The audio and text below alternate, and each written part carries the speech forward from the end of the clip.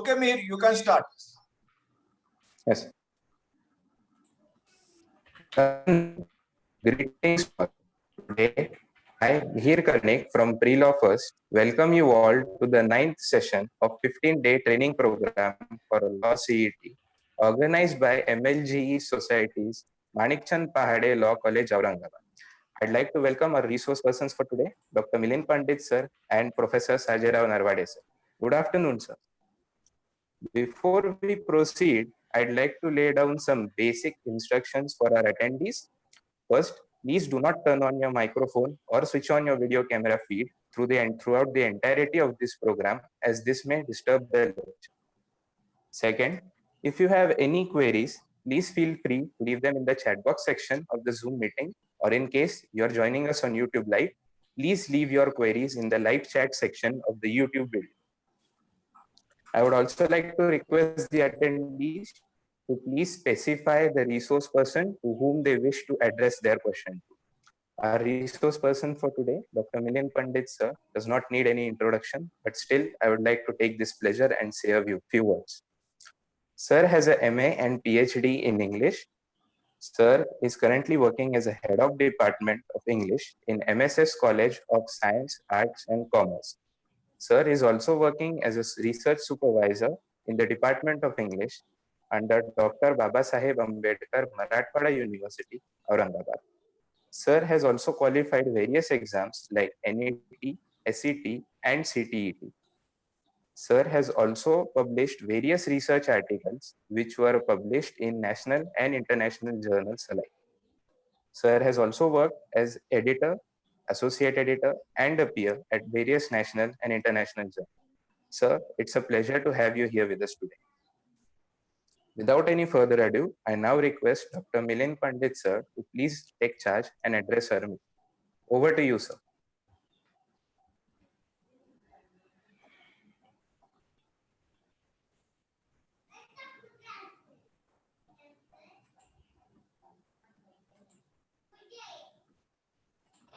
Thank you. Thank you very much, Mihir. Am I audible? Yes, sir, you are audible. Okay, thank you very much. Well, first of all, I would like to express my sincerest gratitude to Honorable Principal in charge of MP Law College, Mr. Sirsat. Also my beloved friend, Mr. Sri Kishan More, and all the members from the college, Mr. Vyas and Mihir and others. It has been great pleasure to be part of this event launched by MP Law College. I have established a long relationship with this college. It was with the Principal Rao, who was a gentleman. And I cannot forget the kind of respect he always showered upon me. So I miss Principal Rao at this juncture. Well, before I move any further, I would like to ask Mr. Vyas, Dr. Vyas, to allow me to share my screen, please. Okay, yes, sir. Just a minute.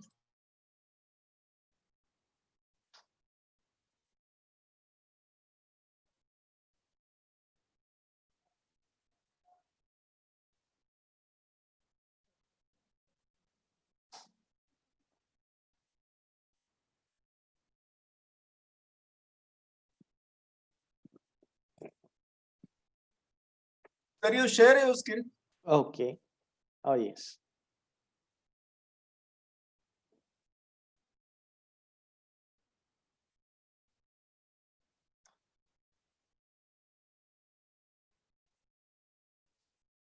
Thank you, sir. Again, I am really grateful to each one of you for this opportunity, which is in fact great pleasure and honor to me. And to be associated with MP Law College is always a pleasant experience for me. I have chosen to communicate the topic of common errors and proficiency in English. Well, this is an area which requires at least a week's time to deal with at certain lengths, because common errors and proficiency are both the components of English that require a lot of time and patience. In that, the more we try to cover them, the greater we find the number of common errors occurring time and again. But whatever the case, I have tried to put it at the basic level, put it to a limited time. I do not know if I would be able to cover whatever I have prepared, but still, it would be my attempt to bring it to a satisfactory close here. Well, friends, since this is a session with the students in particular, I am so happy that I am dealing with the students after a long time, because since the time the month of April came to an end, I could not get in touch with the students regularly or even partially for that matter. So here, let me begin with what is error and what is mistake. For example, error is defined like a mistake, especially one that causes problems or affects the result of something it is missing from it. This is a definition I have picked up from Oxford Advanced Learners Dictionary. And if you ask me to differentiate between the two, I would like to say that there is a slight difference between the two, that is error and mistake. And in most of the contexts, we find that error and mistake have been used as the synonyms. But if we try to go to the micro level or the nuances of languages or language, for example, we find that yes, there are certain minute or micro differences that we find between the words, that is error and mistake. And mistake is defined in the same dictionary like an action or an opinion that's not correct, or that produces a result that you did not want.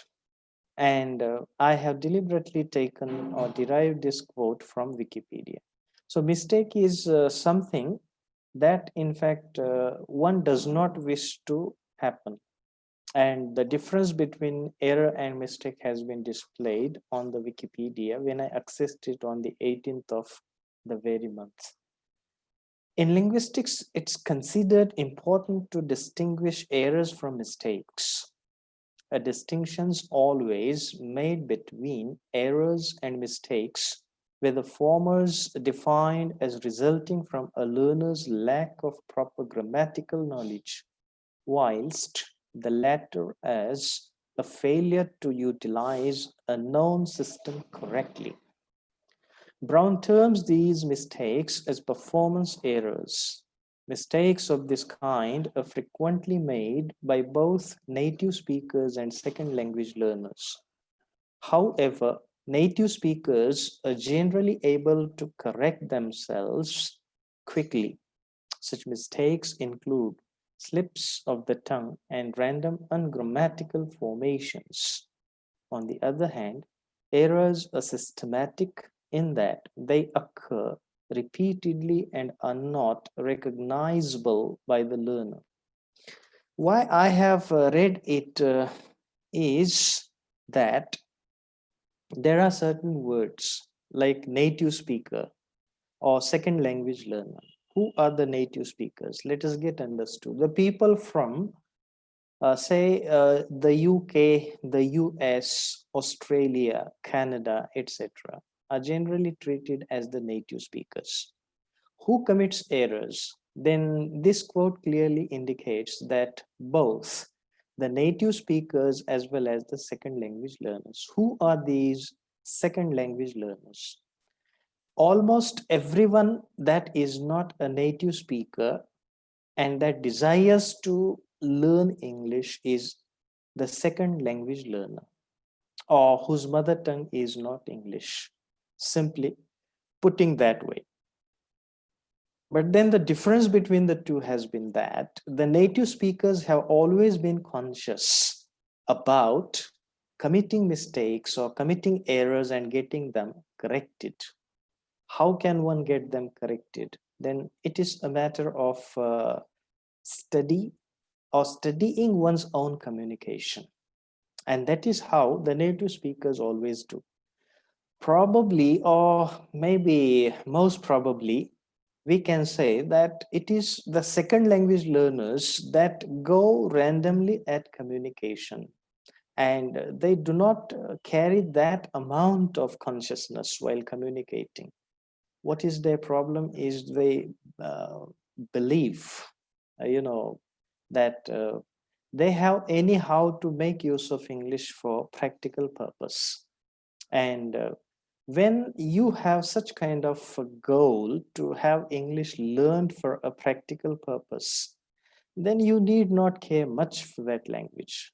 But since proficiency matters, fluency matters, fluency I shall come maybe in the closing part of my communication with you.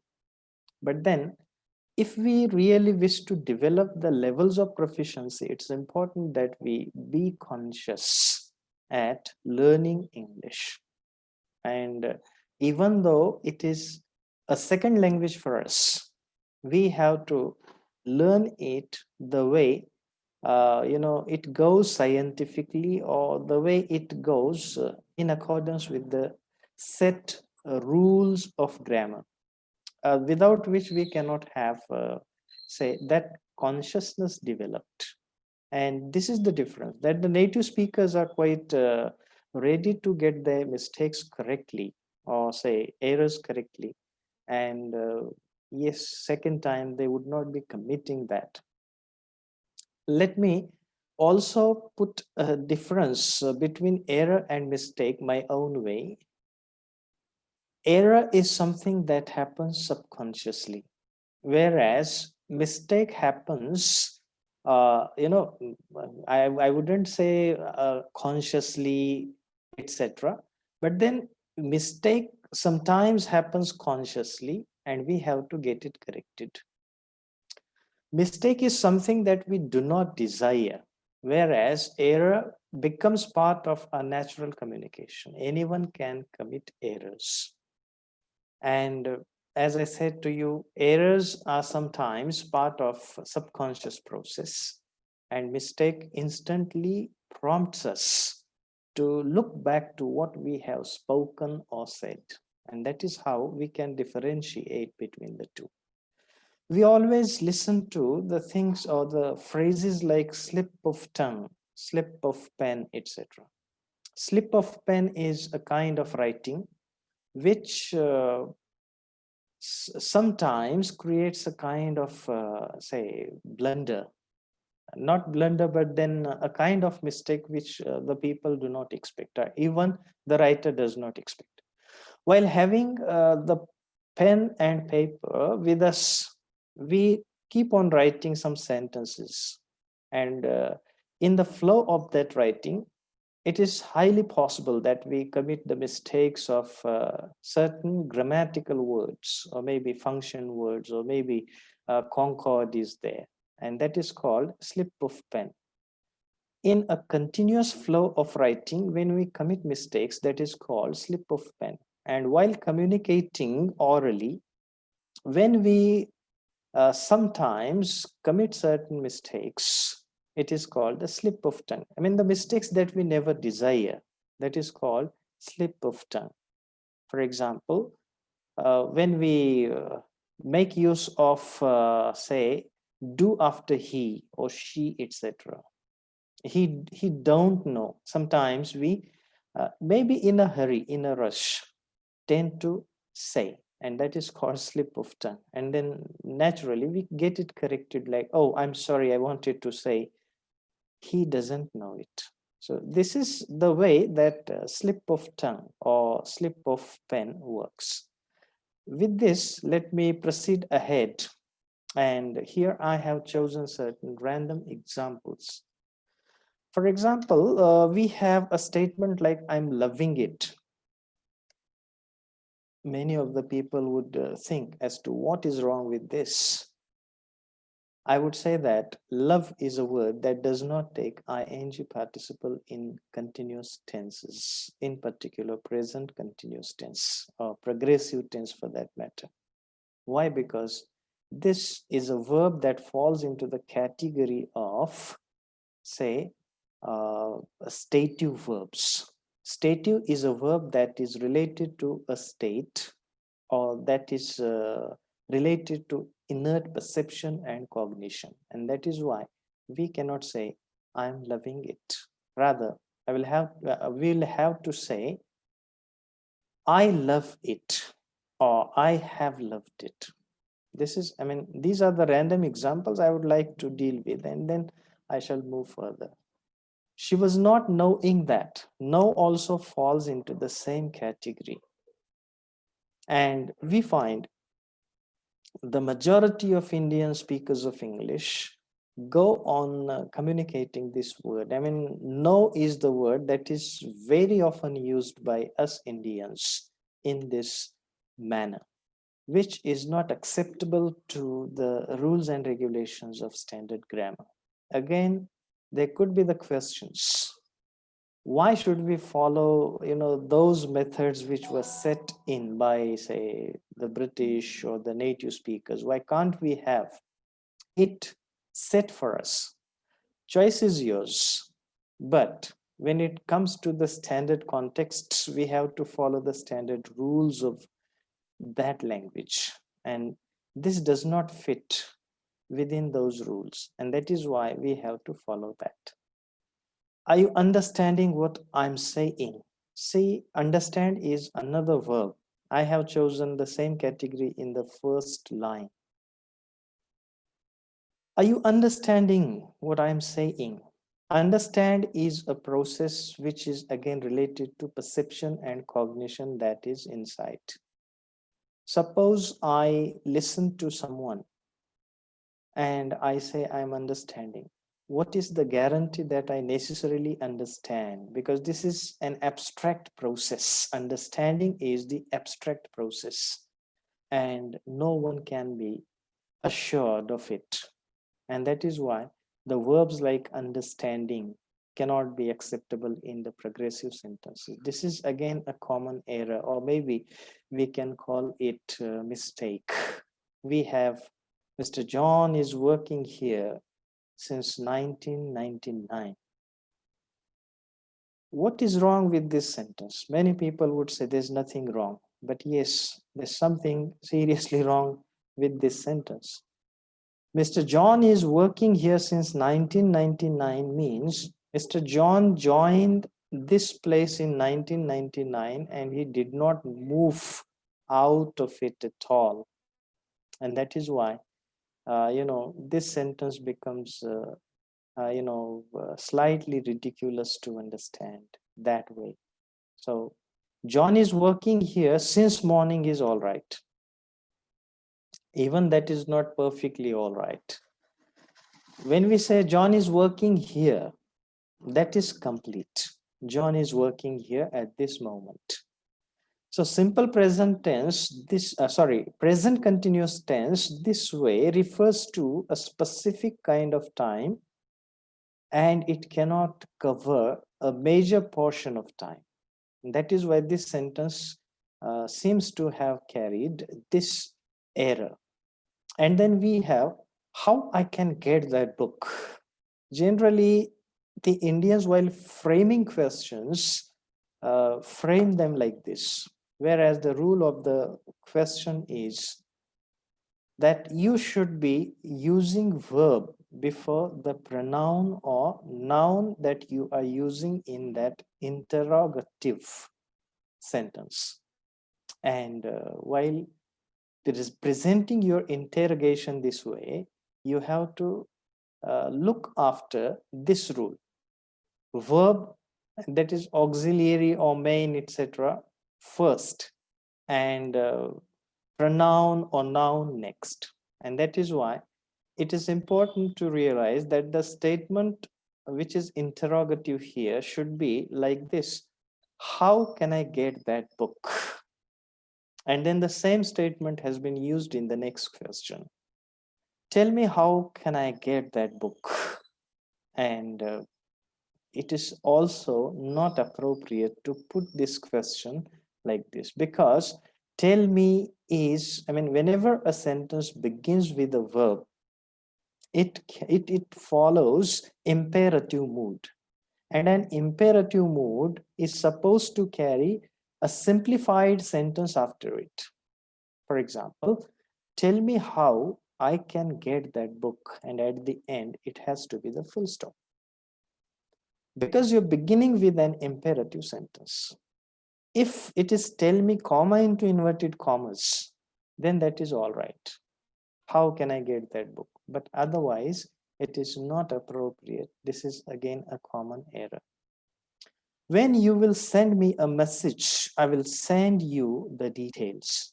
What is wrong with this sentence? And we very often listen to such statements by the speakers of English in India. The wrong thing with this sentence is you cannot make use of will 2 times in the same sentence.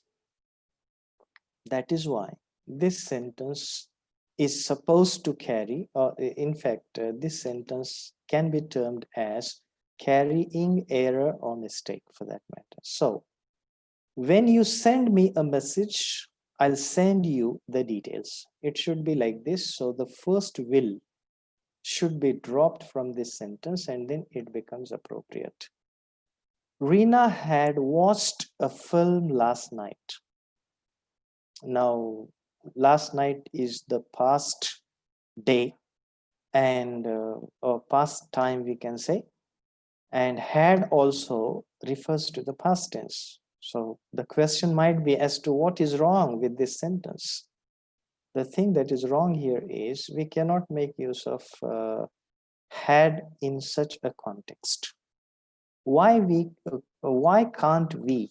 And the reason is simple, that whenever we refer to the late past, we have to make use of simple past tense, and the appropriate sentence would be Rina watched a film last night. So had has to be dropped from this sentence. I may have kept my glasses there yesterday. See, yesterday is the time that is past, and may is the auxiliary modal or the modal auxiliary, which cannot be used in the past tense. So rather, we have to convert this into a statement like this: I might have kept my glasses there yesterday. Again, some students do not take the test.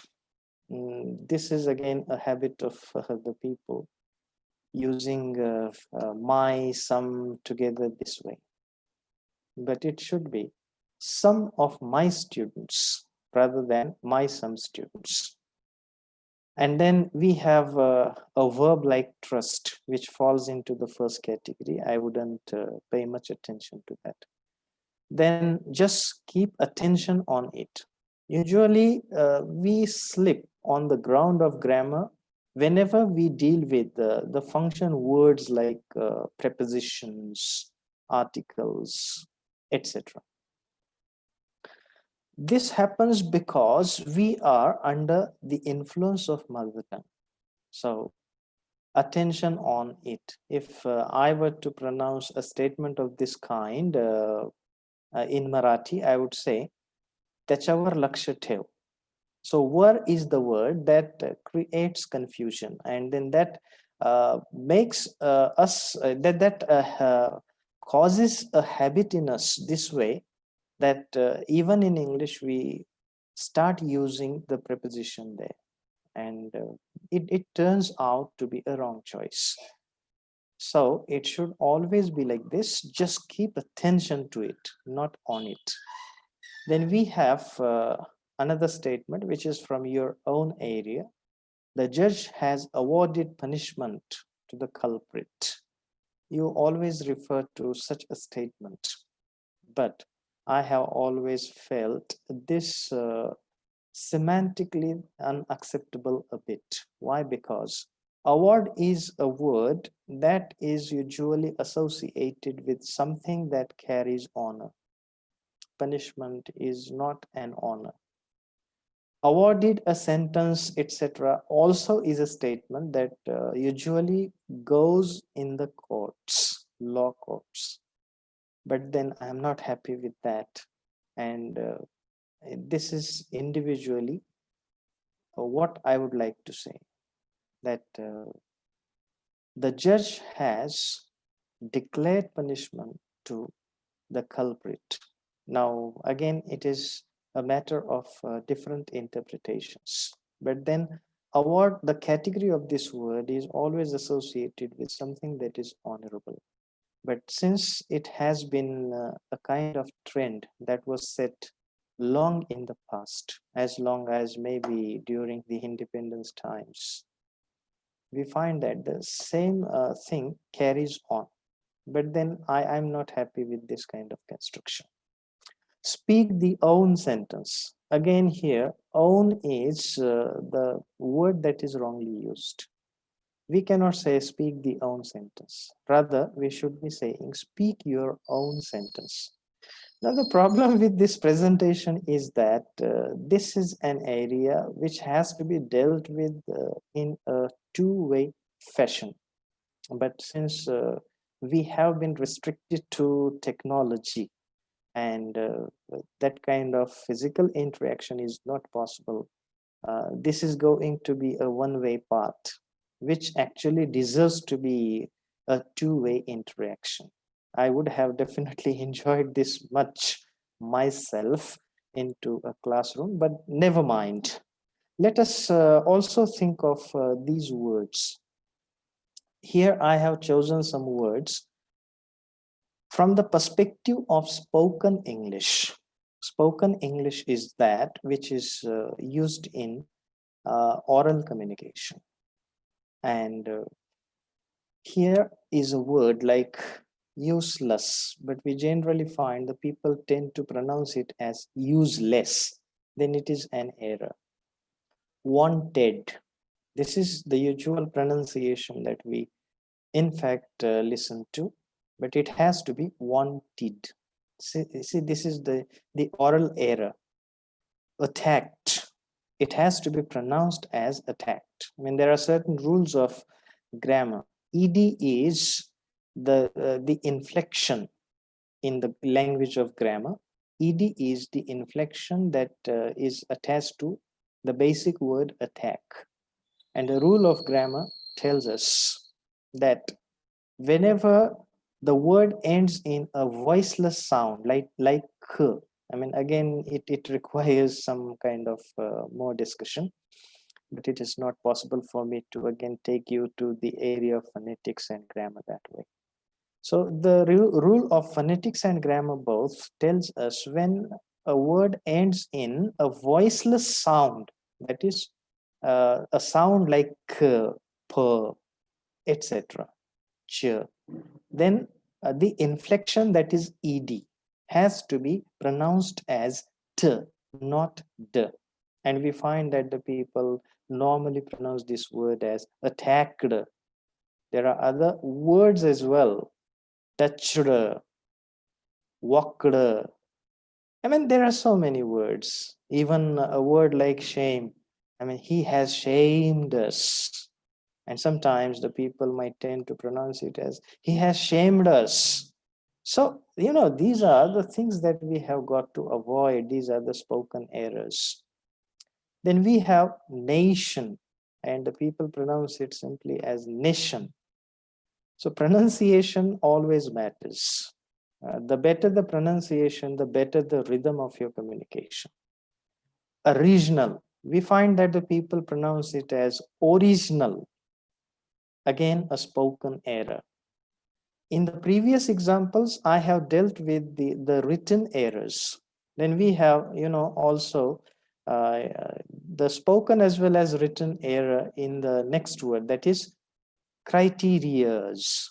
Now, when criteria is itself a plural noun, why do you wish to pluralize it even further? Extra plurality of it, or extra pluralization of it. It's not welcome at all. So criterion is the main word, whereas criteria is the plural of it.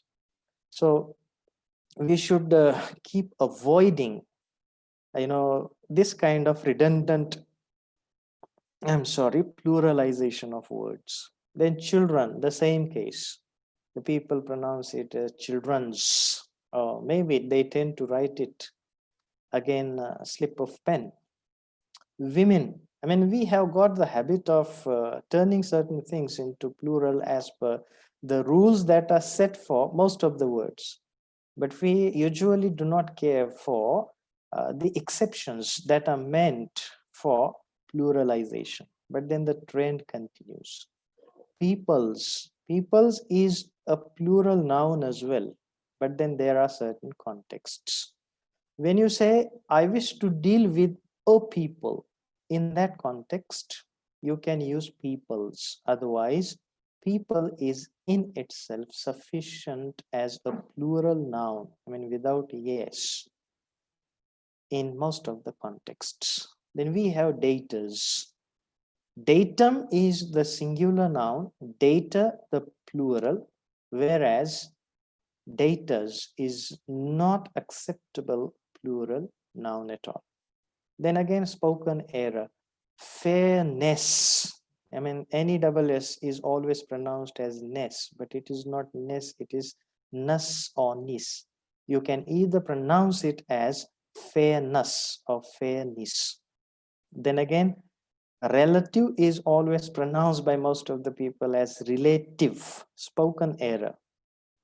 Science is always found to be pronounced as science, again spoken error. Capacity, again a spoken error, it is capacity. And capable, some of the people tend to pronounce it as capable. It's not capable, but it's capable.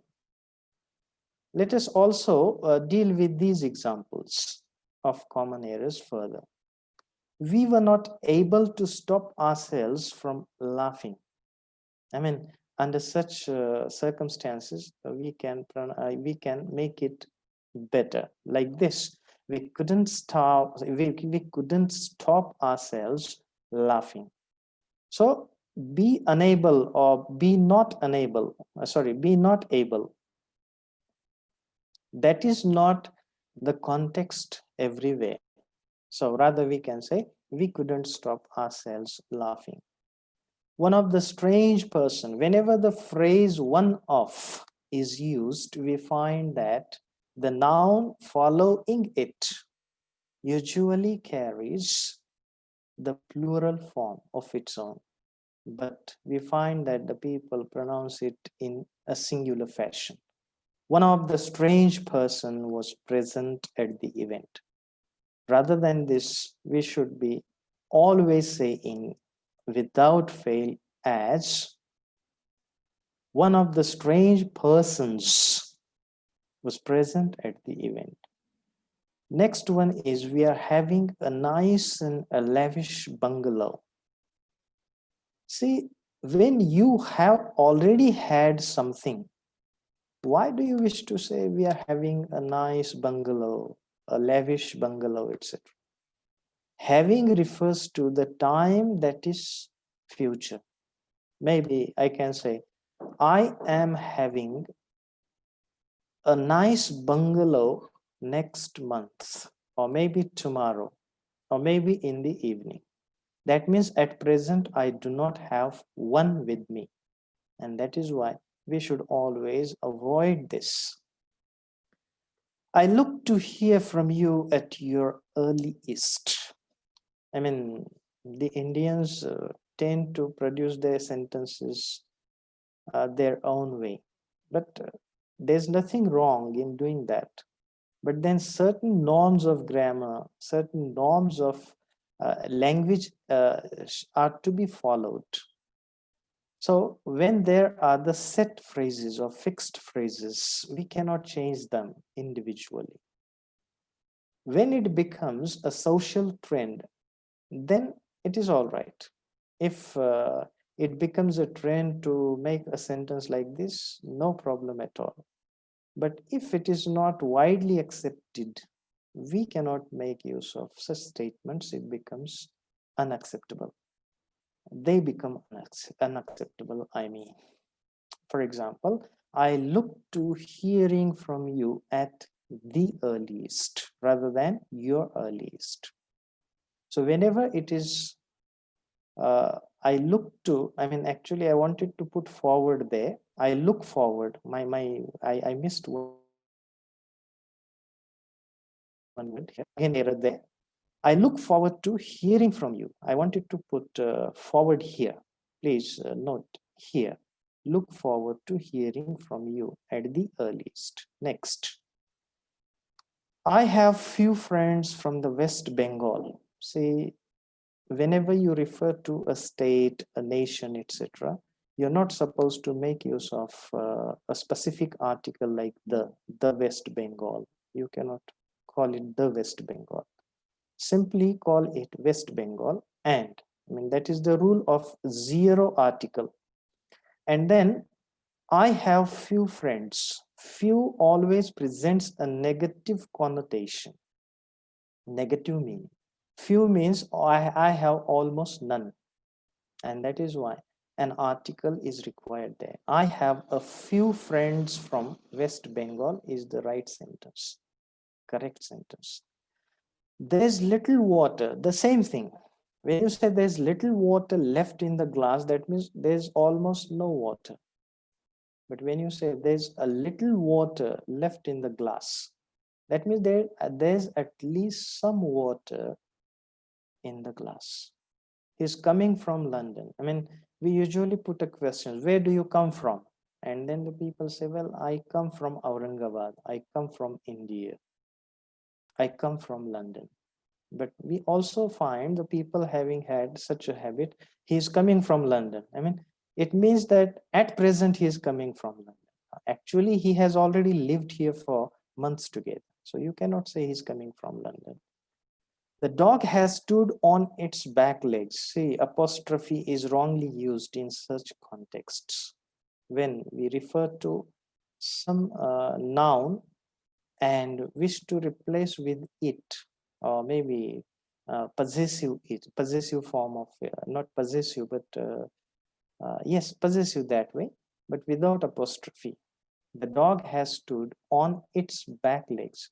Here, it apostrophe s always means it is, whereas its without apostrophe means of it. This should be understood. I walked hardly in the morning, again a negative connotation. Hardly in such a context is always a negative interpretation. Rather, we should say, I worked hard in the morning. Me and my friends enjoy ourselves a lot. I, Jane, and Michael enjoy ourselves a lot. You cannot begin a sentence with me. It's important to realize. And that is why we should say, we should replace this statement with this one. My friends and I enjoy ourselves a lot. The same rule for the next sentence. Yes, we should use I, and I should be put at the end. This is the rule of English grammar. Jane, Michael, and I enjoy ourselves a lot. We cannot make use of I in the first place when referring to a group of which we are part ourselves. So it's important. Which individually speaking, I cannot make use of I in the beginning of a sentence when referring to a group of which I am part. I should always place myself at the end. We did not went there. This is again a major issue which always happens owing to the slip of tongue. Whenever we make use of did as the auxiliary verb, the main verb following it or accompanying it should always come in its original or infinitive form. So we should always note it. We did not go there. Go is the basic form of it. It is called suppletive form in English. Suppletive in the sense, go becomes went and went becomes gone. Just like good, better, best. Yes. I have taken a poem here, and time is running out. I would not be able to read this poem completely. But you know, there are certain sentences in this poem. For example, friends, our dear sister is departing for foreign. See, usually the Indians, when referring to a foreign country, say, he has gone to foreign. What is foreign? Foreign is an adjective. Foreign is not a noun.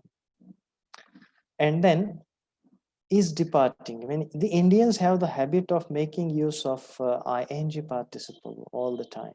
That is what has been parodied. This is a parody upon Indian English by Nissim Ezekiel, a well-known and one of the best poets from India. Goodbye party for Miss Pushpa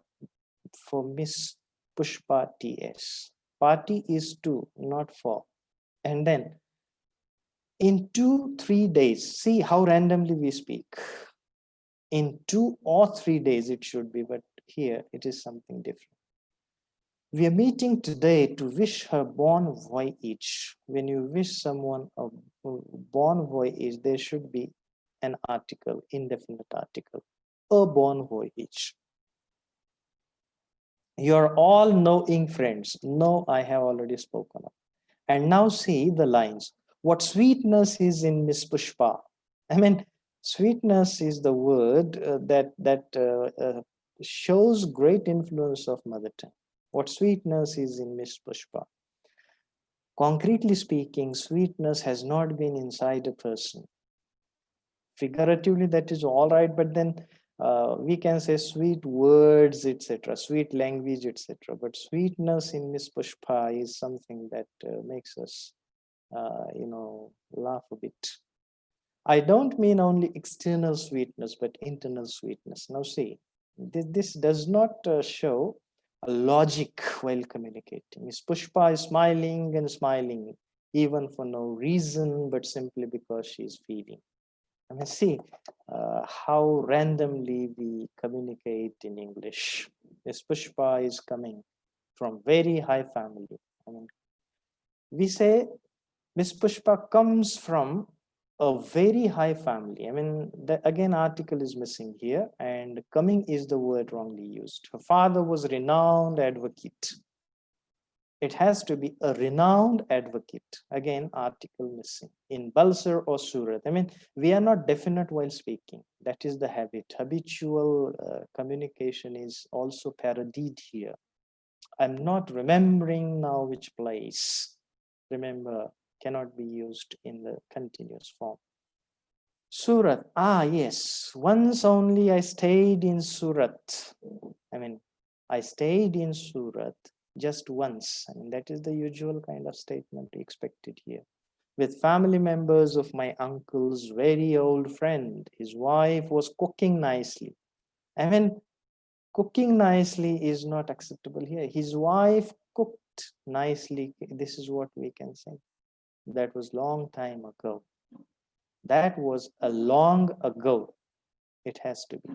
Coming back to Miss Pushpa, she is most popular lady. See, again, the article is missing. Coming back to Pushpa, I mean, well, let us think of Miss Pushpa again in that way. With men also and ladies also. I mean, also is redundantly used by us. Whenever I asked her to do anything, she was saying, just now only I will do it. See, just now is all right, but only is not. And whenever I asked her to do anything, see, the random way of communication, that showing good spirit.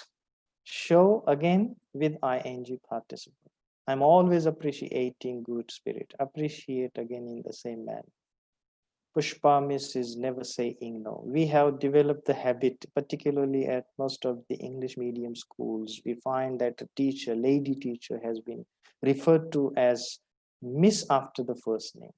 While it is expected to be pronounced this way, Miss Pushpa, but it is Pushpa miss. And then whatever I or anybody is asking, when I is used again in the first place, she's always she is, or she says always yes. It is not is, yes. And today she is going to improve her prospect. See, to improve her prospect is not the appropriate line. Rather, we can say making her prospects. To make her prospects. Prospect has to be in the plural form is what we usually find. And we are wishing her bon voyage, the same thing again. Now I ask the speakers to speak, and afterwards Ms. Pushpa will do summing up. Actually, I wanted to spend more time on this poem because that is of great interest to me all the time. Let us move on to the component of proficiency. Why do we require proficiency? To sound impressive, grand, more meaningful, and more communicative. Proficiency is required. Otherwise, the speakers may not be able or may not be sustaining interest in our communication. That is why proficiency always brings about a kind of rhythm that interests the audience. And the proficiency is nothing but it's a kind of ability to do something well. And it requires training and practice as well. And another definition that I would not go for much. But then proficiency is required for certain factors. For example, it brings in accuracy, comprehension, and consciousness. Accuracy of communication is very important. I mean, precision of communication is important, and that could be gained out of the development of proficiency. And when we hold proficiency, we have a kind of special influence on our listeners. See, language is not used to impress others, but it can be used to influence others. The difference between influence and impression is that influence has been natural and meant for something that we wish to get good out of something. Whereas impression is always meant for boasting oneself of what skills one has. And that is why we should keep from impression and rather try to get close to influence. I mean, when I influence my students with my language or communication skills, the students can learn something out of that and they can improve upon English. They can improve themselves upon that language, etc. Here, accuracy is another issue. When communication is accurate, there's no confusion at all. And to avoid confusion, we should be speaking. Comprehension. I mean, there are certain things that we do not easily comprehend. Do we really comprehend what is spoken out on the Hollywood screens? We are not easily able to get at whatever is being expressed on Hollywood scenes. I mean, again, there's an issue of, weak forms. Most of the weak forms have been used in that Hollywood communication on the screen. Unless there are subtitles or unless we have a good practice of listening to native communication, we cannot be able to get 100% of it. So comprehension is an issue that is part of proficiency. And consciousness, the level of consciousness is also equally important. Whenever we speak, we are conscious of what we have been speaking. For example, error, mistake, etc. We can instantly get correct. We can revisit what we have spoken, and thinking it over, we try to unlearn what we have wrongly learned, or we try to avoid what we have spoken wrongly in the next communication that we offer ourselves in. And then we have the difference between fluency and proficiency. See, there are some people who believe in developing the level of fluency, but fluency is mostly a matter of speed in communication, or speed of communication for that matter. When you have the speed of communication, does not necessarily mean that you have accuracy and you have consciousness. This is the difference that we find between fluency and proficiency. Now, fluency also has two meanings, but I have derived the basic meaning of it. I mean, the speed of communication. When you deal with another definition of fluency, then it is equal to that of proficiency. I mean, there's great skill, etc. You have language, a felicity of language for that matter, or concinnity of language. But then speed is not always important. Even if your communication goes at a slower speed, if it makes sense, that is more important than the fluency that lacks accuracy, comprehension, and consciousness. Then what is the fluency, proficiency used for? You can convince the people. Suppose you want to argue. Your argument cannot be convincing unless you have the level of proficiency developed. Because arguments beget arguments. But if you wish to stop this process, if you wish your audience to stop at the end of what you have explained through your argument, then it means that you have developed the proficiency level. If you want to stop it, then you must have proficiency for that purpose. This is what actually I meant. Ability to analyze, compare, and contrast the things, situation, people, etc. Do we have the ability to analyze these? To analyze a situation, we require proficiency. To compare certain things, we require proficiency. To contrast the things. If we are able to distinguish between the things, that means, convincingly, of course, we have proficiency level with us. Otherwise, we are saying something the audience not in a position to getting convinced. No use of it. Situation, people. See, the people that usually handle a chaotic situation, they do so on the basis of their proficiency levels. This is again a part of soft skills, which I have put at the end of this slide. Soft skills matter a lot, and they can be developed out of proficiency. Presentation of alternative points of view and evaluation of the situation, people, etc. If we go with the same idea time and again, who would listen to us? Why can't we have an alternative point of view? If we have an alternative point of view, then the audience have the choice to choose between the two. And that is why proficiency helps us, even evaluation. When we wish to evaluate a situation, we should have at least two plans, plan A, plan B. If plan A doesn't work, we can apply plan B there, and we can deal with that situation successfully, or people for that matter. Competence to debate. See, debating is the art which requires the skill of highest order, because out of debate, very harmful consequences can come. And out of debate, also the serious issues can be successfully dealt with. If there's debate, you can, out of your arguments, convince your audience, but then that competence is required. And this competence is possible when proficiency is there. When you discuss, you should have attention of your audience fixed on what you are saying.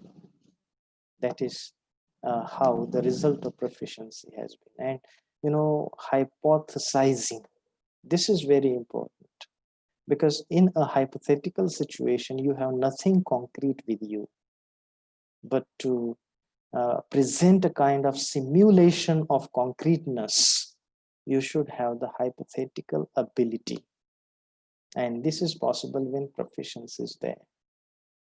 We have nothing on our hand and we wish to say, for example, show the people as if we have everything, then this capacity works there.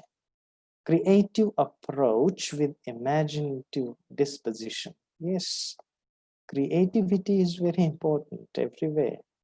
In language, what is creativity? The way you shape your sentences, which in fact interest your audience because they are different from what is usual. Imaginative disposition, I mean, when your mind is imaginative, this all happens under proficiency. Then application of logic or justification of your own statement or explanation, these become part of proficiency. And yes, there are new words, new syntax, new semantics. We choose some very simple words, for example, that are not known to the people. One word, one meaning, that has been the usual or regular equation with people. If I say cow, cow is the only one interpretation for most of the people. Cow is an animal. But when I say, they cowed us down, I mean, cow is the word, when used as a verb, makes a different sense. They cowed us down. That means they terrified us. So such new words, I mean, new in the sense, the context in which you make use of them happens to be new. And that is why the words also seem new. New syntax. I mean, sometimes we make use of passive voice in a creative manner, and that syntax is nothing but the sentence structure.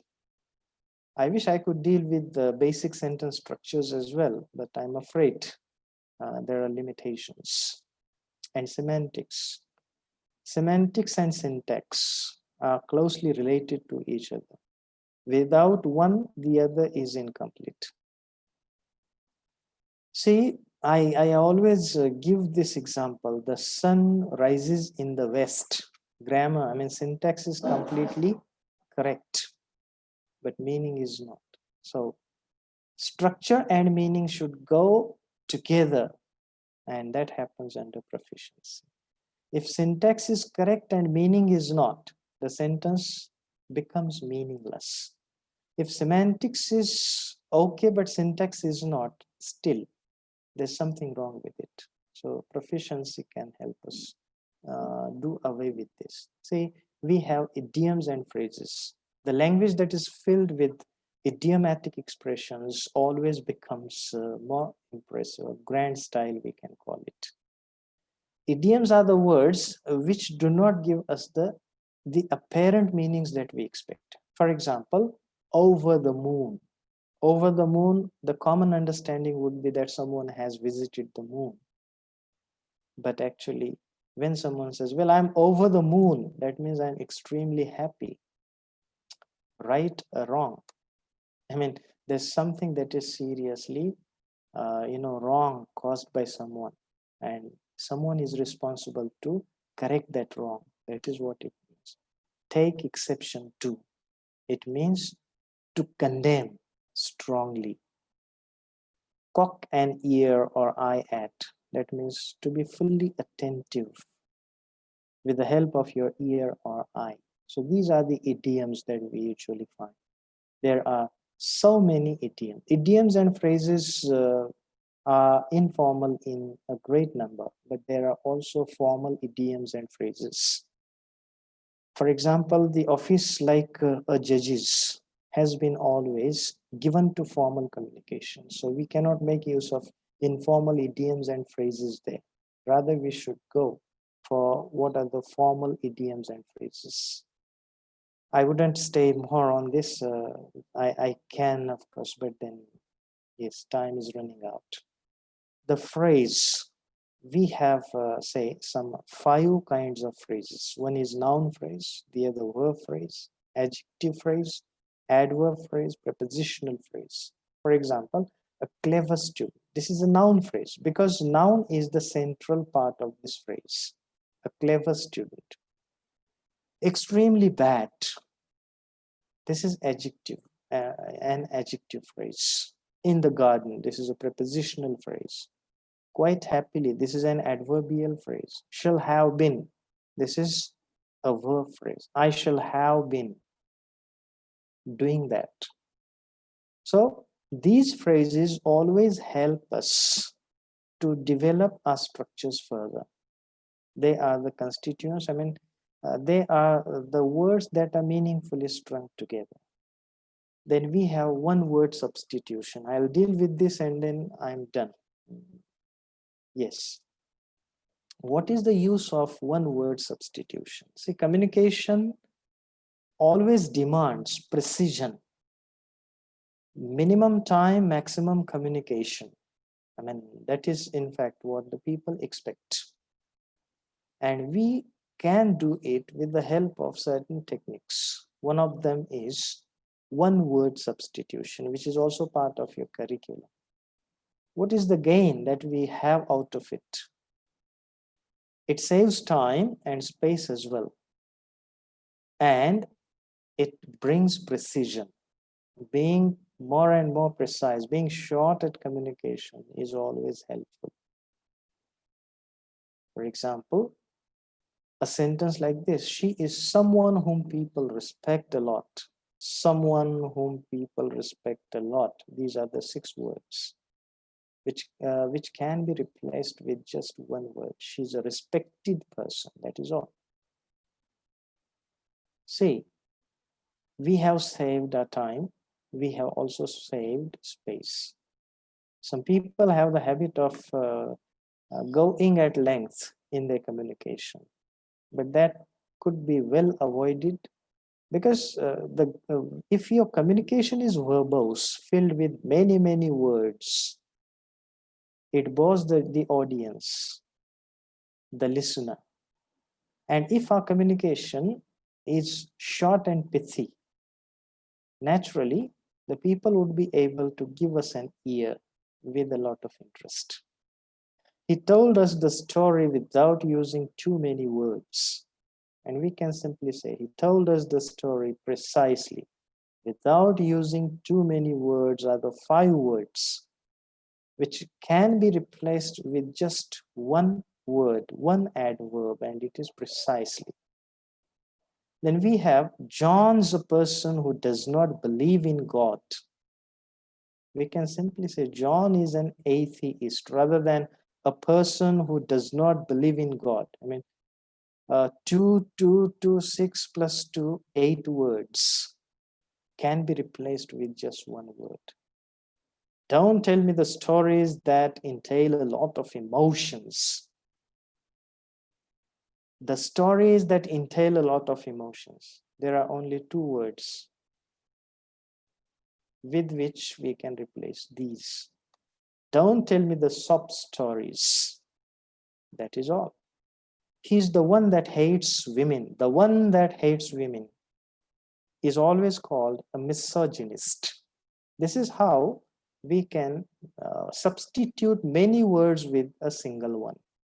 That can save us time, space, disturbance, and of course, bring in precision. So with this, I would like to say again, thank you very much to everyone that was part of this, session of mine. And I'm really so happy that I could be in touch with you all.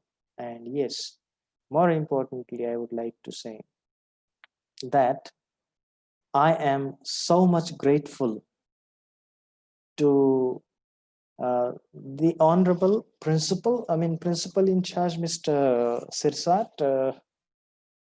I think he is in charge, principal. Mr. Sri Kishan More, who has been a 2 decades friend now, and Mr. Vyas, also everyone that happens to be part of this team, and this is really a very appreciable initiative taken by say the college, that is MP Law College. MP Law College is an institute that is not only known across Marathwada region or India. I suppose that might also be known beyond India, and across India I've known that it has had a great prestige, because when I discuss the issues of association of MP Law College with Principal Rao, at that time I could realize that this college has great prestige across the country, and of course the grade and everything. So being part of this institute again, maybe for a third time, I suppose, I was I'm really so happy. And again, I would like to thank each one from this college, and of course my sincere thanks are due to each member from the audience side for having given me a patient ear, I suppose. With this, I would again I would like to say, if there are any questions, I would be happy with the answering questions more than with my own presentation. I hope I have justified my position as a speaker of this session. In case there are certain things that you wish to discuss, you're most welcome. Thank you very much, one and all. Over to you. Thank you, sir, for your informative lecture. Can we start question answer session? Sure, sir. Sir, one question is that how to use me in sentences, give with example. A very good question. I welcome it. When I say, suppose there's a question, who is that? I say, it's me. And I stop there. Me at the end of such a statement is the appropriate use of it. And one more thing I would like to tell about me is a pronoun that is usually used in an informal way.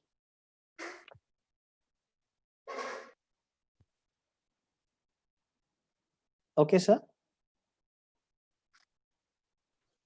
Sir, another question is, what is difference between idioms and phrase? Okay.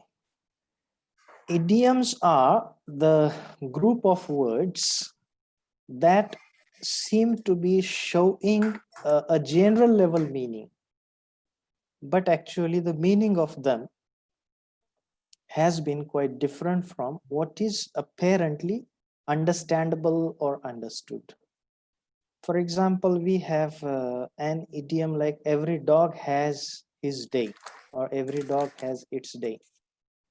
It does not mean that we are speaking about the dogs. It means that we are speaking about a person who has been on the receiving end at present, might find a better opportunity tomorrow to be off that receiving end. Okay, sir? And yes, phrases are the words like noun phrase, prepositional phrase that have been used to develop the sentence structure. For example, when I say one of the brilliant students in the class, so one of is one phrase. Rather than phrase, we can yes, okay, one of is one phrase. The most brilliant students, this is the noun phrase, in the class. Again, this is a prepositional phrase.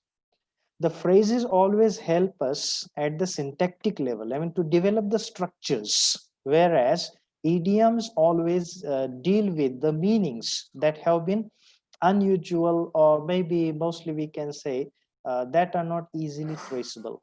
So idioms give us unusual meanings or unexpected meanings, number one. And secondly, the use of idioms always creates a kind of special impact, or say beauty of language. And mostly we find that in standard contexts, idiomatic English is preferred. So this is the difference between the two. Phrases help us to produce syntax, and idioms help us produce some kind of influence. Sir, you Sir, stop your screen and over to Mihir to ask some questions. Okay, yes, sir. Just a second. Is it fine, sir, now? Yes, okay, sir. Thank you, sir. so sir, for the first question we have from Zoom chat box is when can we use had, sir? Has. Had. Had. The past, I believe. Yes, when we refer to a thing of distant past, we can make use of had. For example, and sometimes when we have to make use of past perfect and simple perfect together, at that time had is mostly used. How? Let us see.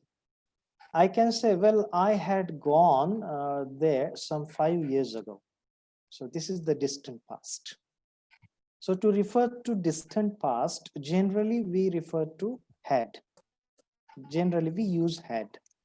And while it is the case of late past, etc., we can go for simple past that way. Thank you, sir. The second question is how to use would. Can you give us some examples? Well, good can be used in many contexts. For example, she's a good person. Sir, would, sir. Will, past tense, would. That was the question. Would, okay. W-O-U-L-D. That is Yes. what, okay. Would is usually used in the past tense. And in formal communication, that can also be used to refer to something that is related to future time. There's no future tense, but future time. And yes, I can say, I would visit Aurangabad once a week. That means that is my habit, with the help of which, with the help of would, I can say express. I would go there. I would attend classes regularly. This is how I can use it. And another thing is that if I have to refer to someone's action, I can use would in that context too. For example, my father would bring me sweets. So that is how you can use. And if it is to be used, say, in the context of future time, we can also use it like this.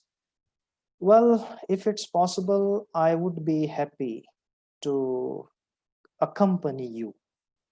That is how I can use it, but that becomes a wholly formal context. Okay. Thank you, sir. Sir, the third question is which book should we prefer for English, sir? This is a major question, actually, problematic one. Let me know the context so that I can refer to the exact book, or I can point to the exact book. See, about English grammar, I would say that there are as many as thousands of books. But if I understand your purpose, for example, competitive examinations, you have certain regular books like Wren and Martin's or Pal and Suri's. And for development of practical communication, you have Thompson and Martinet's Practical English Grammar. You also have Communicative English Grammar by Ian Swatwick and Jeffrey Leach. And there's also a book called, English Grammar Today. And we also have a book by Oxford, Randolph no, sorry, Sydney Greenbaum, Oxford Advanced Grammar. And there's also another book by Randolph Quirk and Sydney Greenbaum, A Student's Grammar of the English Language. So there are so many books. Apart from this, if you wish to simply get focused upon developing your writing skills, there's a book called The Call to Write, which is, I think, published by Longman. But this is a bit more costly book. But then that can be had for your purpose. So these are the books that I can randomly refer to. There are so many, but then choice matters there, and aim matters. What aim you are using it for. Thank you, sir. Our next question is, can you suggest some measures for us to improve our vocabulary? I'm sorry, could you please repeat it? Yes, sir. The question is, can you suggest some steps for improving our vocabulary? Texts. Text for vocabulary improvement, right? Yes, sir. Well, you have the various kinds of thesaurus. Thesaurus by Oxford University Press. I mean, that publication has published the thesaurus of English, which carries as many as 6 lakh words. I mean, more than 500,000 words. So antonyms and synonyms are there.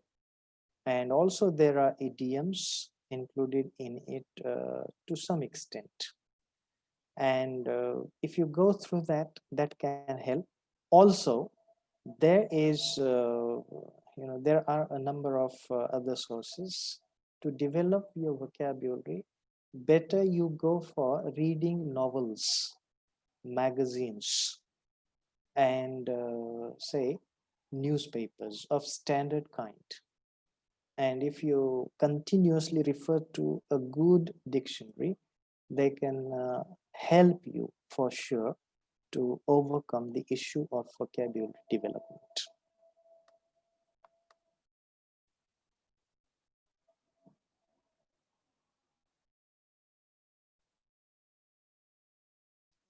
You're muted, Mihir. You're muted. Unmute yourself.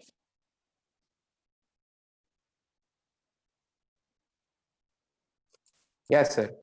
So the next question is, what is the difference between accuracy and precision? Well, accuracy and precision can be used alternatively. Still, accuracy has a wide canvas because the data that you have in a major form can be used to mean accuracy. Precision means whatever you write, it should be up to a certain say level, up to a certain limitation. For example, there should not be verbosity, there should be clarity, etc. And that is what precision is understood for. And accuracy means whatever you do, there has to be everything that is accurate. Yes, as I said to you, they can be alternatively used, accuracy and precision. But then if you still wish to minutely go at both, then this can be the explanation. Okay. Okay, sir. For the last question, can you tell us about the syllabus of CET exam? I'm sorry. CET do you mean CET of LLB? Yes, sir. Yes, sir. Law CET. I'm afraid I do not have idea about that.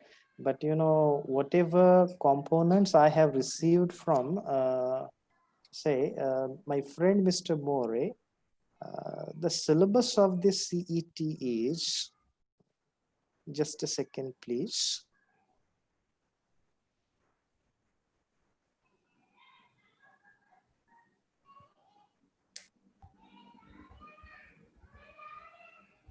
It is vocabulary, under which synonyms, antonyms, and analogies are covered. Proficiency, under which idioms and phrases, one word substitution, sentence improvement and rearrangement, fill in the blanks, etc. is covered. English usage errors, under which common errors, spotting errors, inaccurate usage of words, inappropriate usage of words, spelling mistakes, etc. are covered. English comprehension with minimum 2 passages followed by 5 to 10 questions that test reading and reasoning abilities. So that is the syllabus, that is the curriculum I have got to share with you. Actually, it might have already been shared with you, but this is what I can tell you. One component I left out is that of, I suppose, sentence improvement and rearrangement. But owing to the dearth of time, it wasn't possible for me to deal with that. Thank you very much, sir. I do not have any further questions. Okay. Our next keynote speaker, Professor Sajirao Narvade, sir, also does not need any introduction. but Sorry to still- disturb you, Mihir. Yes, sir. There's a message from Mr. More. He has said, please visit the website of CET cell for detailed syllabus. Also, we have posted it on webinar WhatsApp group. So the syllabus is available there. Thank you. Thank you, sir. Our next keynote speaker, Sajirao Narvade, sir, does not need any introduction, but still I would like to say a few words. Sir has a MA in English. Sir also has a master's in philosophy. Sir is currently working associate professor at Padma Bhushan Vasantrao Dada Patil Institute of Technology. Sir has teaching experience of over 10 years. He has taught students from ranging from all the spectrum, from secondary to graduate and postgraduate level students. Sir has also qualified exams like NET and SET. I would now like to request Sajirao sir to please address the meeting and take charge. Over to you, sir. Thank you so much, Mir. Actually, I have many memories related to MP Law College, and after listening a great teacher who taught me English, and because of him, actually, I could become teacher of English. And to speak before him is really challenging, and but at the same time, it is exalting for me. Actually, when I was listening to sir, I thought that he should be continued because see the presentation and the thorough knowledge that he has, actually there is no challenge. And I would say that actually in the name that he has, he is Pandit. So there is, I do not know any Pandit in English in Maharashtra, and I'm really very fortunate that I am the students of Dr. Milit Pandit sir. The other thing that I would like to share, really I'm very happy, and Professor Sri Kishan More sir thought me capable of dealing on general English. And when we discuss, I said that Dr. Milind Pandit sir is there, then there is no problem. So he will cover everything. And as far as my knowledge is concerned, he has covered everything, nothing left to me. But there is one component that I shall deal for only 10 minutes, and then whatever questions you have on that I'll try to give the answers. Again, as I said, that I was part of the MP Law College for 4 years, from 2010 to 2014. It was great that that time CM Rao sir was there, and under his supervision, under his guidance, actually I could develop, and that's the reason actually I'm very much thankful to the college management and to the college staff. So coming to the point, okay, yes, right.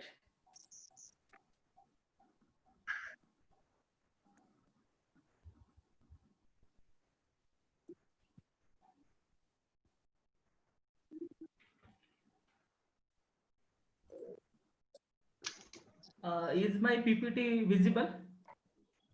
Yes. Hello, sir. Yes, it is visible. Okay, sir. Thank you, sir.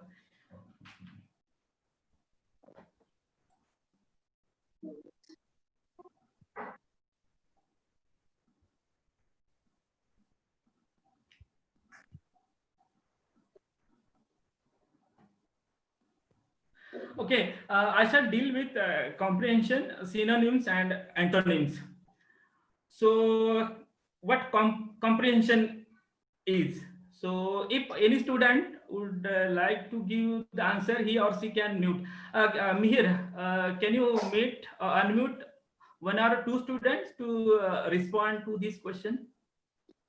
What is comprehension? Sir, I believe that power lies with Dr. Vyas sir. He alone can unmute attendees. Okay, Okay, sir. no problem. I will- Already. I will unmute, sir. Ha, sir.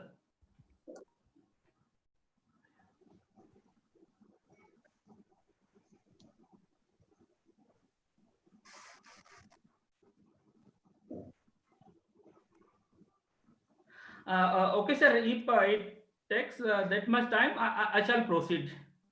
Should I? Yes, sir. You Okay. can continue. Okay, sir. Comprehension is what? See, actually, comprehension is the action of understanding, and the other meaning of it is the ability to understand. And I have taken these definition from dictionary thesaurus. Just Pandit sir has mentioned that compact Oxford dictionary thesaurus. So I have taken these definition from the thesaurus.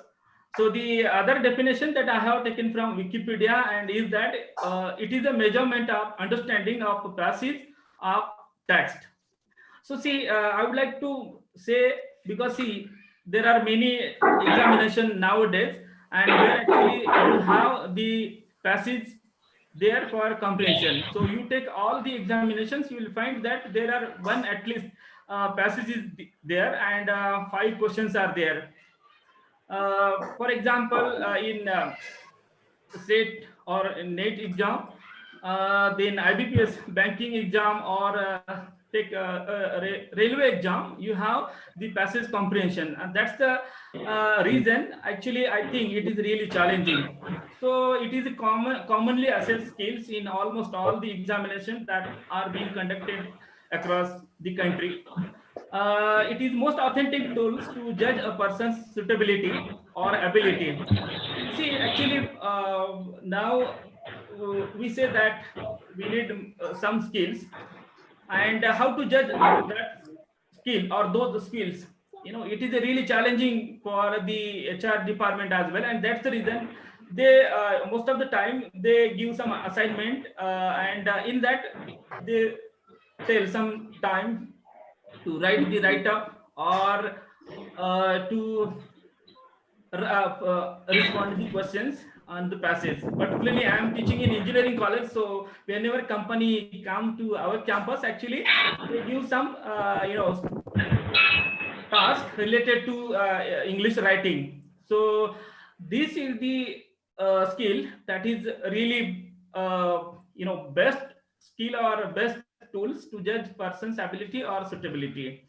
So reading is an important skill, and unfortunately, most of the students actually nowadays we are having many resources of the technology, and that's the reason day by day we are not investing our time in reading. We are going away from reading the books, hard copy of the books. We are reading on gadget, on mobile, on laptop, but we are not reading. So this is what the allegation of the literate. So that's the reason reading skill has taken a beating in these days, and where I found that there is a problem, and that's the reason many students actually they cannot solve the questions on passage comprehension. That's the reason it is really challenging for all of us. uh, Actually, there are some skills, they are called reading skills, and when the passage is there in the examination, so we can use some reading skills. Say for example, skimming is a skill that we quickly gather most important information or gist from the passage. So the second skill is scanning.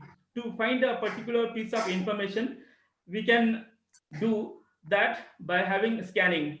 In scanning, we go for detail, and the other skill is extensive, that to obtain general understanding of a subject. So we read voraciously for getting thorough information of it. And then last is intensive reading. We do intensive reading to extract detailed information from a short text. So because a text has many dimensions, हो मी थोड्या वेळाने जेवतो. so we use various methods to get the more and more information from the text. So that's in that case we get the help from the intensive reading.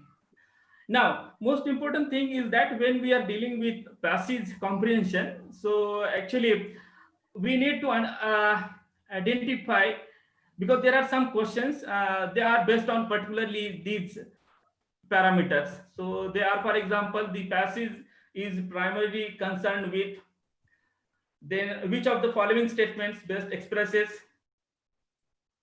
the main idea, the author's primary purpose in this passage, or the author in the passage implies that. So if we think first of all the point of view of the authors, because every author writes something having some intention, some objective, and that's the reason if we read with having this in mind, we can solve or we can respond to the questions asked on the passage.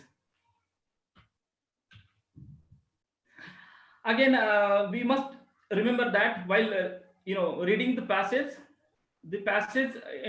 give some information. So it can be informed from the passage that what writer implies.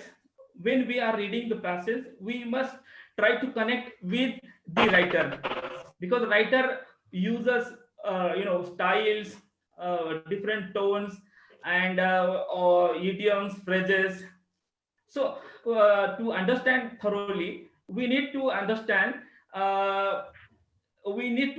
that we must be with the writer or with the author of the passage.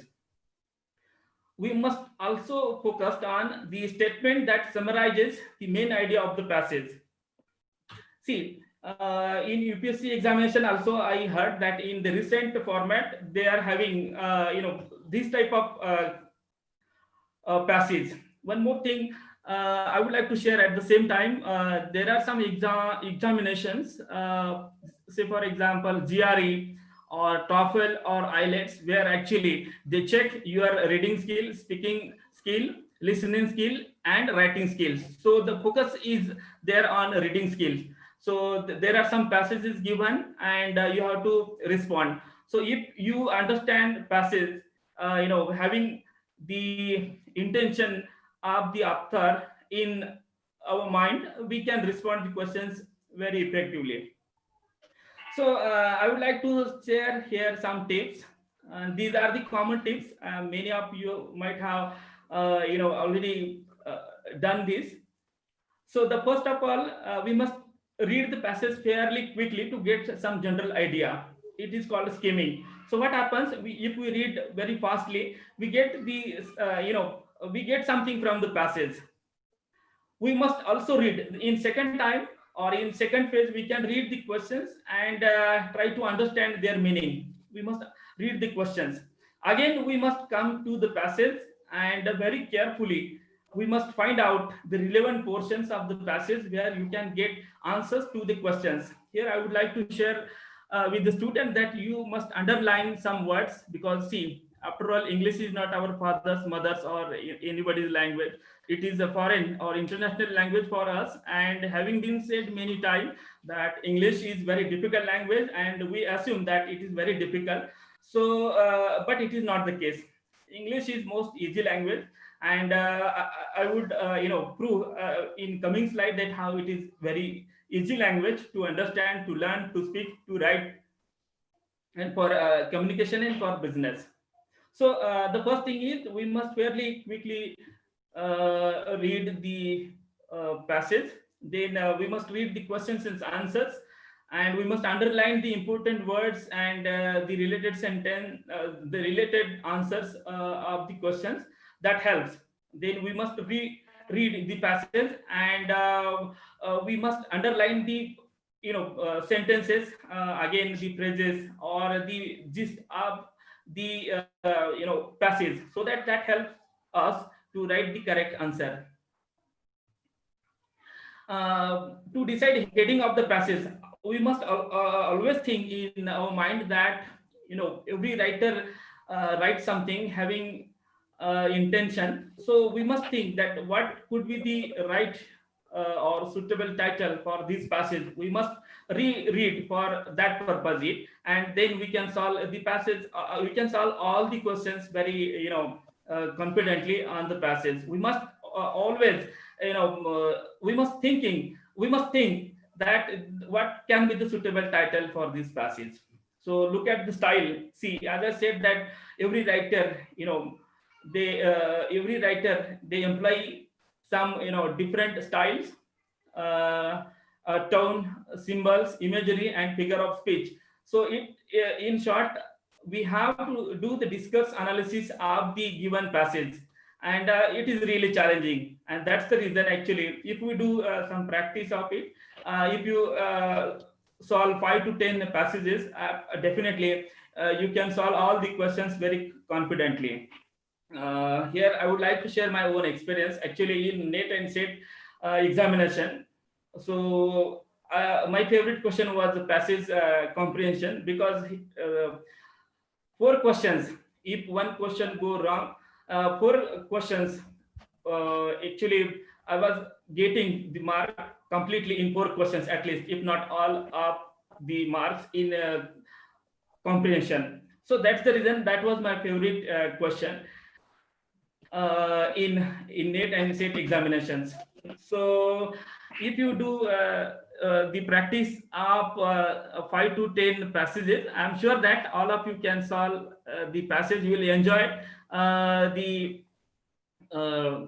passage, and you will solve, or you will give the correct answer of all those questions.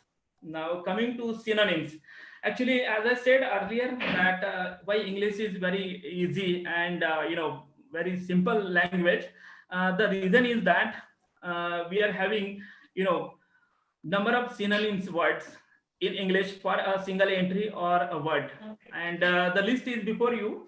I have selected only one word. Synonyms, first of all, synonym means same meaning or nearly same meaning as another in the same language. So I have selected one word, that the word is beautiful, and you will see the list. There are 50 words which are same in meaning to the beautiful, and the list is before you. They are admirable, aesthetic, alluring, appealing, artistic, attractive, becoming, bewitching, brilliant, captivating, charming, comely. So if you go to the thesaurus, be it Roget thesaurus or Oxford thesaurus, you will have the list of, or you will have the list. You will have synonyms and antonyms in that. Right now, I'll show you that this is the Oxford thesaurus, where you have synonyms and antonyms. There are other thesaurus, as I said, they are, one is Roget thesaurus, that will also help you a lot in making you good in word power. So coming to the synonyms, again the other word, if you see, the other word is abandon, and again you will find almost 20 plus words are there. They are, they connote the same meaning. Here I would like to clear one confusion, that we cannot use all the words instead of abandon here, because every word has some connotative or denotative meaning. So in different situation, we use different words. Here actually, one tips I would like to share: we must understand the noun, adjective, verb, so that we get some clue of the meaning. And having some clue of the meaning of the word, we can find the correct option in the given list. I'm sure that your examination is in objective mode, so there is no problem at all. If you read, I shall give you some books, list of the books. They will help you a lot, as sir has already given you the list of the books.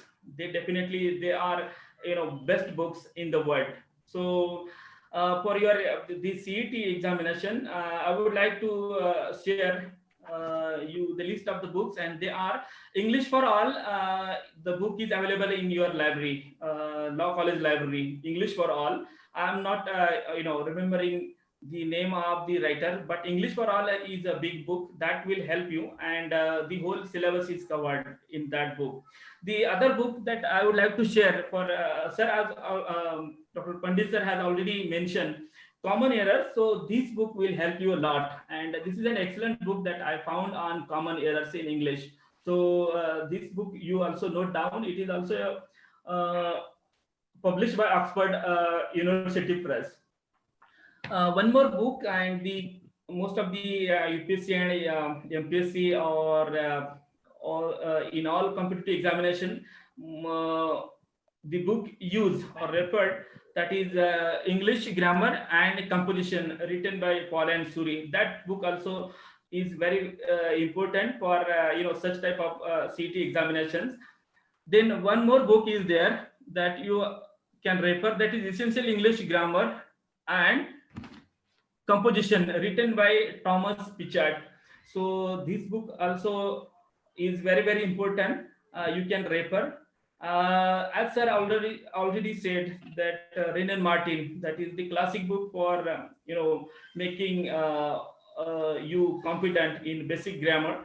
So you can use that book as well. Now I would like to say something about the antonyms.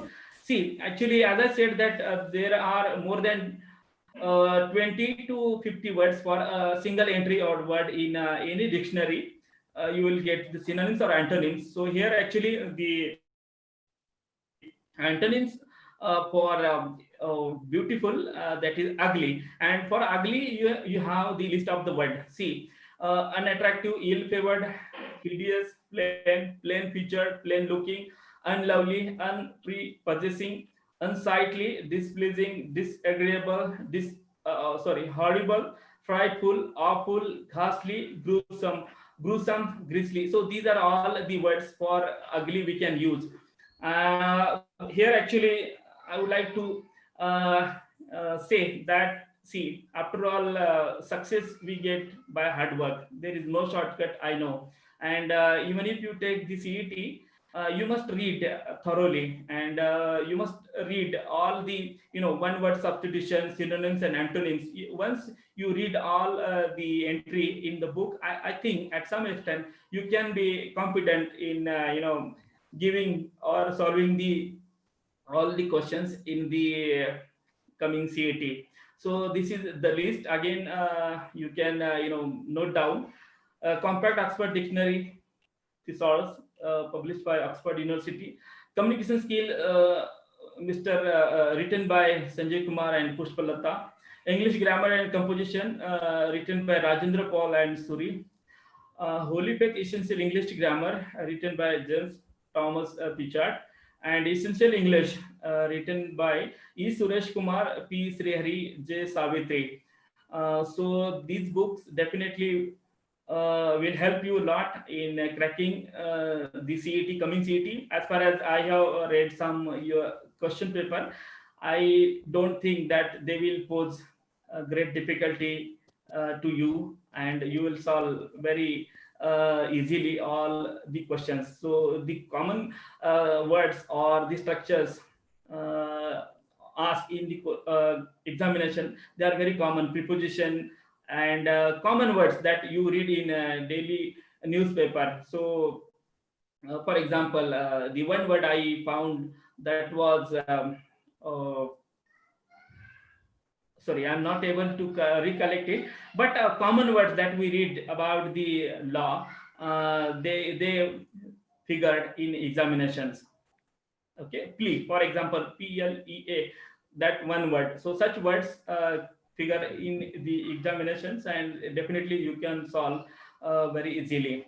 So most of the portion already covered by my great teacher, Dr. Milind Pandit sir, and whatever I have, discussed with you, I think this discussion will help you. Uh, I would like to, give you one or two set of the uh, examination point of view. I will definitely share you at least one question paper. That question paper will help you a lot. Actually, there are question paper available on website as well. You can go through it, but again I will prepare, and that will also help you a lot in cracking the coming CET. So with this I stop here. I'm really thankful to the management, uh, principal sir, IC principal sir, Sirsat sir, Sir Kisan More sir, Vyas sir, and again Jashwal sir, whom I talk in the morning today, and all the participants. I'm really thankful to all of you. If you have any, query problem, you can call me anytime. My number is already given to More sir. You can take my contact number, and you can contact me on my email as well anytime if you want any, help related to English. Again, I'm thankful to one and all. Thank you so much.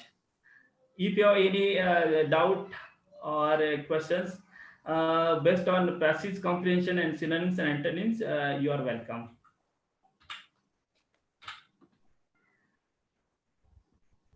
Hello. Thank you, Hello. sir. Mihir, you ask some questions. Ha, sir.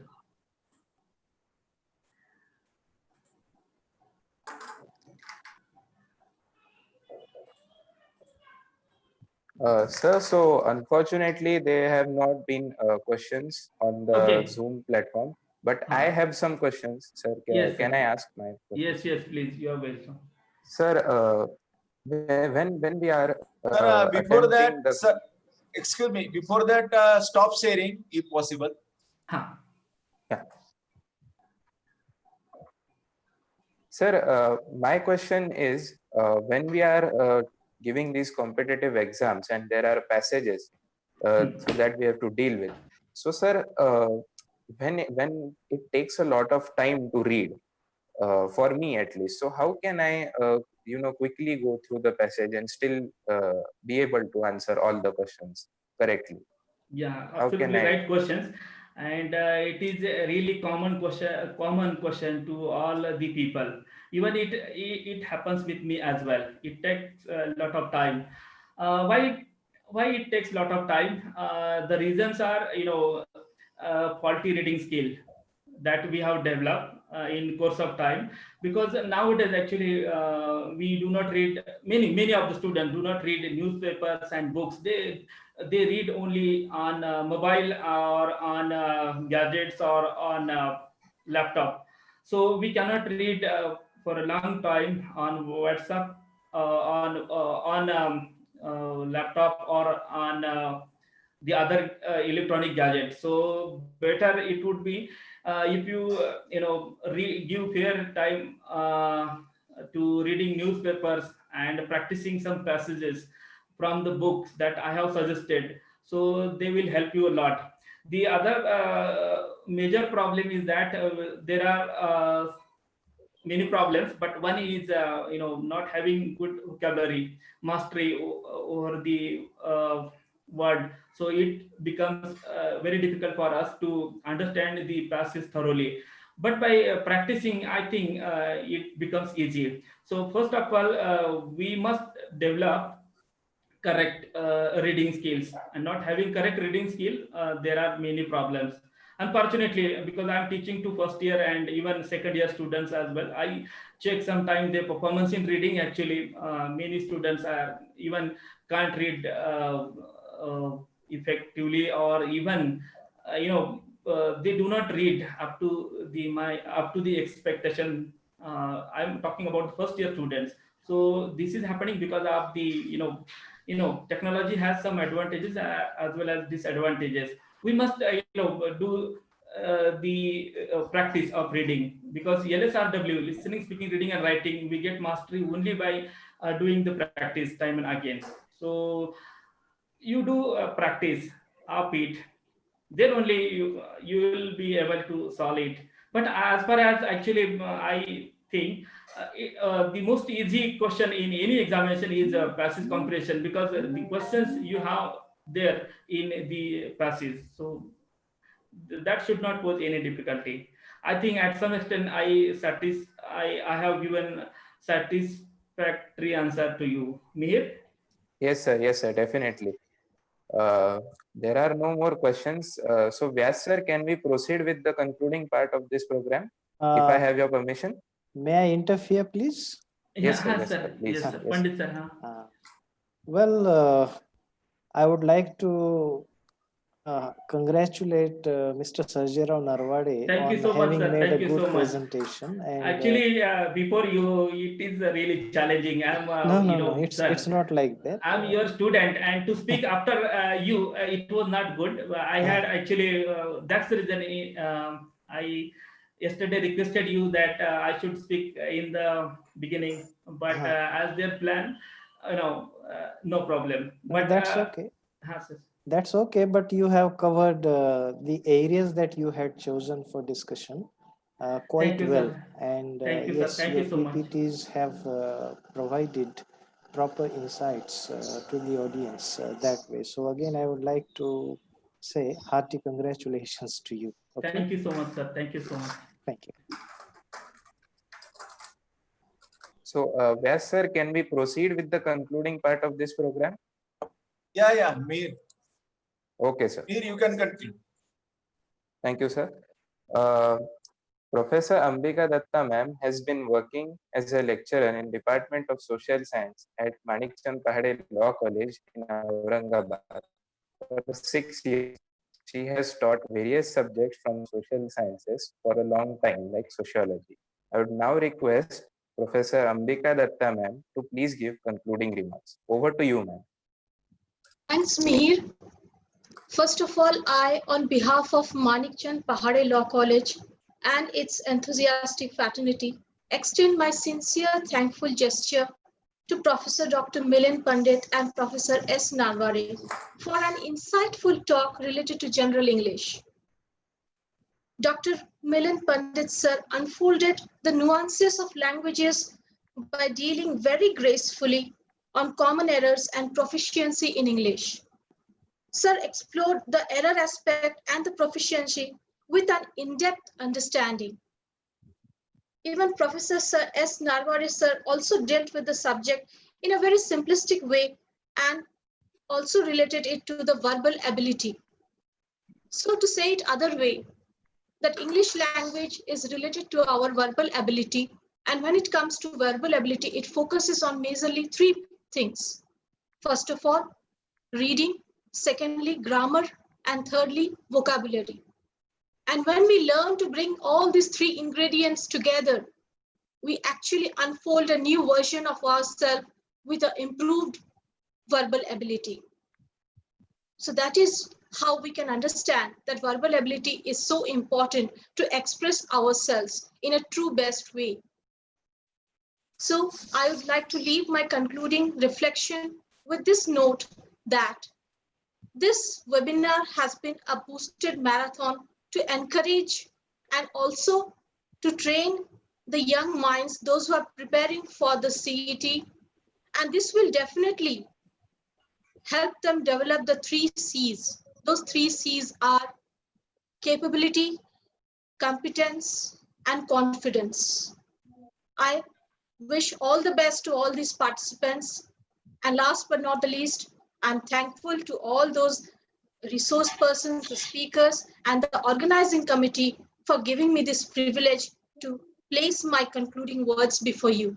Thank you.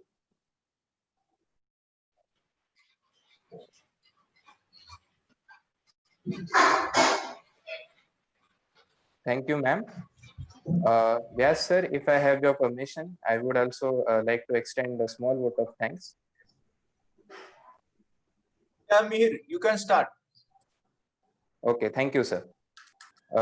As ma'am said, again, I would like to thank all the resource persons for today for sparing us their valuable time and giving us their such amazing insights into the subject. I would also like to thank the entire organizing committee for giving me such a great opportunity to anchor this program. And also, I would like to thank them for organizing such a knowledgeable program for all the attendees present here. I would also like to thank the attendees for their patient listening. Excuse me. Finally, I would also like to state for the record that tomorrow we will be having a session on general knowledge and current affairs. So please do not forget to join us tomorrow, same time. Thank you all. Thank you very much. Thank you. Thank you.